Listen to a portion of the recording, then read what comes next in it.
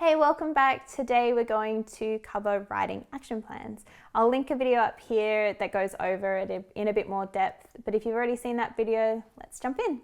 So like with anything, the first thing we want to do is prepare. The good thing with action plans is they're very easy to start, and that is because there's only really one thing you need, and that is something to take notes on.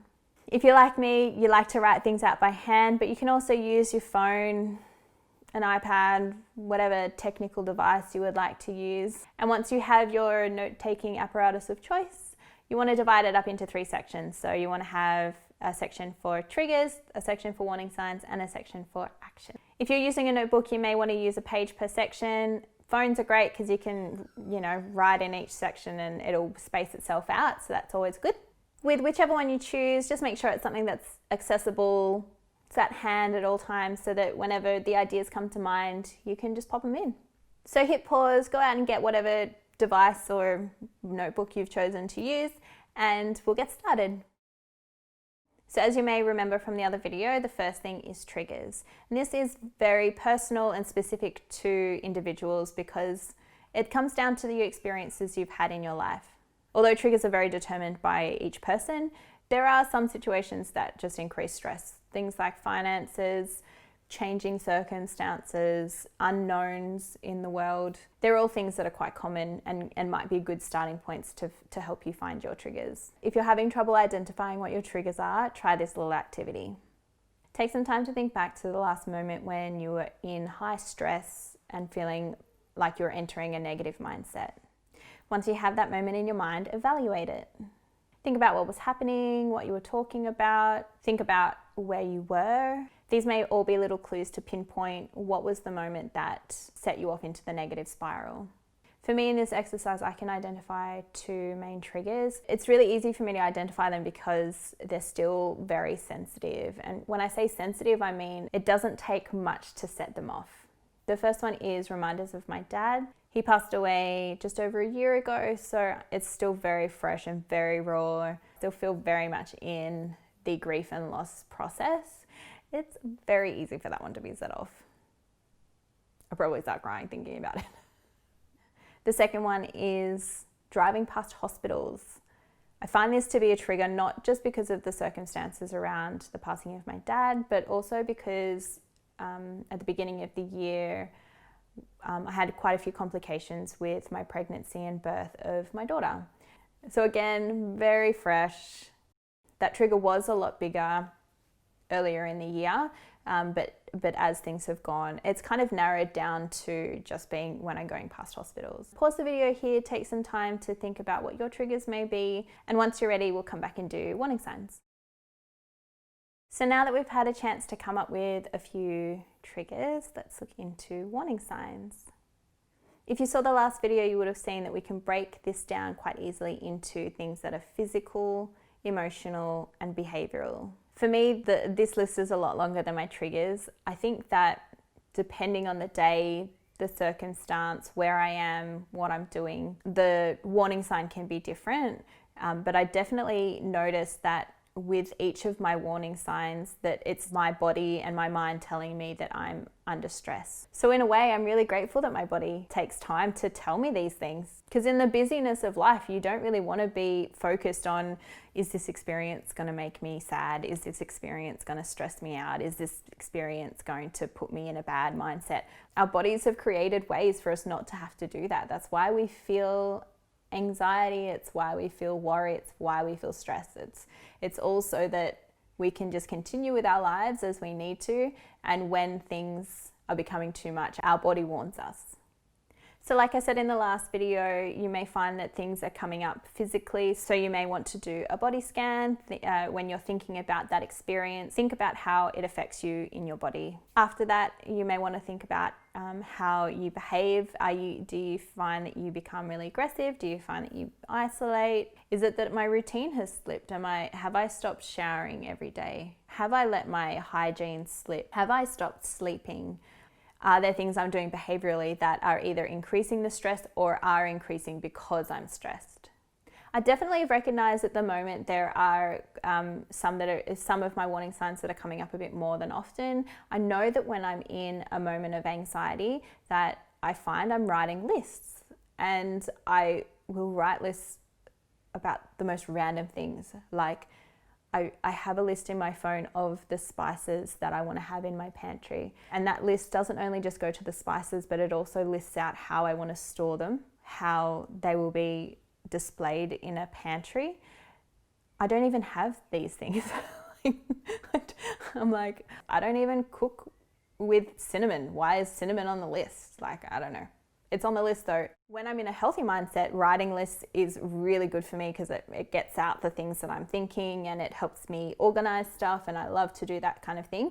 These lists are different. They're not productive in any way. They don't make me feel good. They actually drive further worry and stress. So that's something that I do behaviorally. When it comes to physically, I definitely know my anxiety warning signs. I feel like I can't breathe. I can't feel my arms or my legs, which was really scary the first time I had a panic attack when I was about to start driving a car. You kind of need your legs and arms for that. When it comes to emotionally, that's when the real strong self-doubt talk comes along. It's just a lot of noise telling me I'm not good enough for things, and there's no fun in that. Like, you don't need that. Just take some time now, pause the video and think about what it is for you. All right, take some time, shake it out, get it up. Yep. We got it, we're good. All right, let's go into actions. This is the time to celebrate who you are. Let's take a quick second to remind ourselves why we're doing this. Let's consider what are the negatives of having these warning signs and these triggers in our lives. What is the place that they put us in? What are the benefits for you to be able to move past these experiences? Why is it worth it to you to not be stressed, anxious? Think back, last time this happened, was there something that you did that really pulled you out of it? Are there things that are worrying you about implementing these types of changes? Take this time to practice self-compassion. Be as understanding and as kind to yourself as you would be to your best friend. Amplify and trust that voice within you that tells you that you're invincible, that you can do anything. And hopefully it kind of dulls down the other voice. It's not going to completely disappear, but it's not going to have as much power. One of the things I have on my action plan is to give myself space. This is just giving myself the space to go, I hear you, I know you're stressed, just let it out. And that may be that may come across as me being upset, I may be angry, whatever the feeling is, just let it have its moment so that it can move on. We're all human. I love a good vent session, but for my actions, I like to turn that into something that actually will be productive.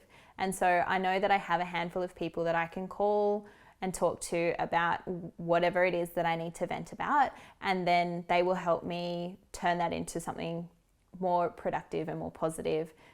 You may remember from the last video, if you're having trouble working out what actions work for you, it may be that you need to look at what actions don't work for you and that you need to flip. Or it may be like earlier where you think about something that's happened in the past and you just kind of, again, evaluate it and see what it was that you did to move yourself past that moment.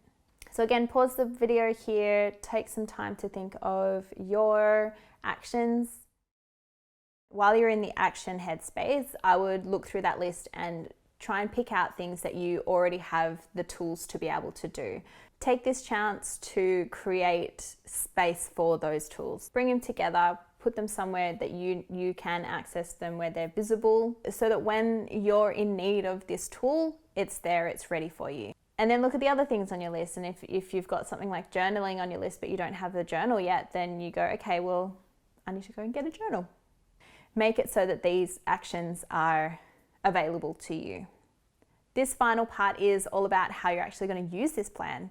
How are you going to present it so that you can use it? You may find that you want to make it into some beautiful poster, like a vision board.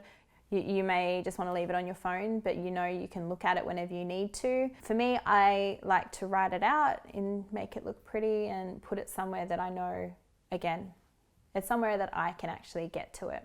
A part of it for me isn't just about making it look aesthetically pleasing to me. It's also about how I present the information to myself. I'm not a huge fan of the word triggers, even though I've used it a gazillion times in the last 2 videos. To me, it doesn't really match the experiences that are linked to it. As I said, my triggers are linked around my dad and my daughter, so I don't really want to have something negative connected to them. Even though there's negative experiences around them, that's not all that they are. So I don't really want to present the information to myself in a negative way. And then when it comes to the warning signs, I want there to be this list, but I also don't want to over celebrate it. I don't want to put it in my mind that I need to be experiencing all of these warning signs before I do anything about it. I just want to make sure that I can go, okay, yep, cool. So I'm starting to do that. Rein it in. I need to do an action. Because I know for me, if I'm experiencing too many of those warning signs, that I'm in high danger for myself. And when I'm in that danger zone, I'm kind of past the point where I can really just use one or two of my actions. That I need more of an intervention. The times that I've actually had to write these lists with other people, they or their family members had been able to recognize the warning signs when they were starting. It wouldn't have led to the series of events that happened. So I'll quickly go through my action plan, all done. As you can see, I've transferred over all of the information that I wrote in my notes into a way that I enjoy looking at it. It's in a bullet journal that I keep very close to me. It's pretty much always at arm's length, this book. Literally right now, it's at arm's length. Let's be real, it gives me an opportunity to write it out again because I love rewriting things. It makes me so happy. I've added my own little action back into it. It's incepting itself. It's beautiful. I'd love to hear down in the comments how you went with writing your action plan. I really hope that this is something that you will treasure, that you will use, and that it really just becomes a part of your day-to-day experiences. If you haven't already, hit the subscribe button. I'll be back next Thursday with another video. Have an awesome week and I'll see you next Thursday.